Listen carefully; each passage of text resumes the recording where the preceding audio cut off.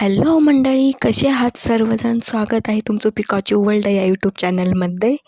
असेच गावाकडचे ब्लॉग्स बघण्यासाठी सबस्क्राईब करा पिकाचू वर्ल्डला आणि सपोर्ट करा. तर आपण बनवत आहोत आज बटाट्याची भाजी आणि आंबोळी. आणि एक गोष्ट घडली ती मी लास्टला सांगेन काय झालं होतं ते. तर नक्की ब्लॉग पूर्ण बघा आणि एन्जॉय करा. तर इथे तुम्ही बघू शकता कढईमध्ये तेल टाकलं आहे, जिरा मोहरीची फोडणी टाकली आहे. कढीपत्ता नव्हता त्यामुळे कढीपत्ता काही घातला नाही. कांदा मिरची आणि हळद टाकून हे व्यवस्थित भाजून घ्यायचं आणि त्यानंतर उकडलेले बटाटे टाकायचे. हिंगही टाकायचं, खूप छान वास येतो. तर नक्की ट्राय करा अशी सिंपल बटाट्याची भाजी. तयार झाली आहे बटाट्याची भाजी आणि आपण आंबोळी बनवण्यासाठी पीठ भिजवून घेऊया.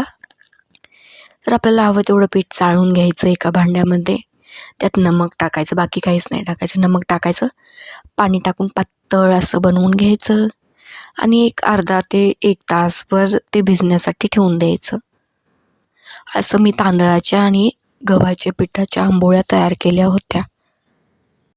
असं पीठ वगैरे भिजवून ठेवलं आहे. आणि त्यानंतर एक गोष्ट झाली म्हणजे ह्या तर चुलीवर बनवायच्या होत्या आंबोळ्या, पण करायचं काय, त्या दिवशी लाईटच गेली. म्हणताना बॅटरीच्या उजेडात आंबोळ्या बनवाव्या लागल्या. असं काहीतरी होतं. तुमच्यासोबत होतं काही नक्की सांगा मला कमेंट करून.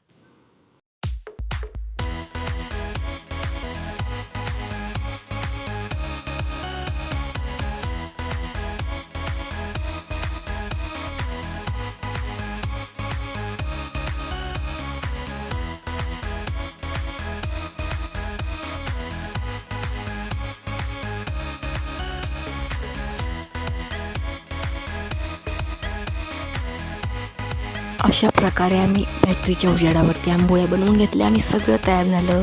मी लाटचा शॉर्टही ठेवून घेतला. सगळं झाल्यानंतर, जेवून झाल्यानंतर मग आमच्याकडे लाईट आली. लाईट अशीच करते माझ्यासोबत कायम.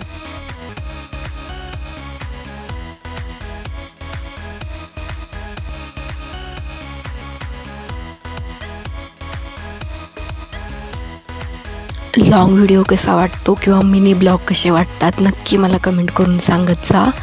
आणि असेच छान छानसे ब्लॉग बघण्यासाठी सबस्क्राईब करा पिकाचू वर्ल्डला. कमेंट करा, लाईक करा, शेअर करा.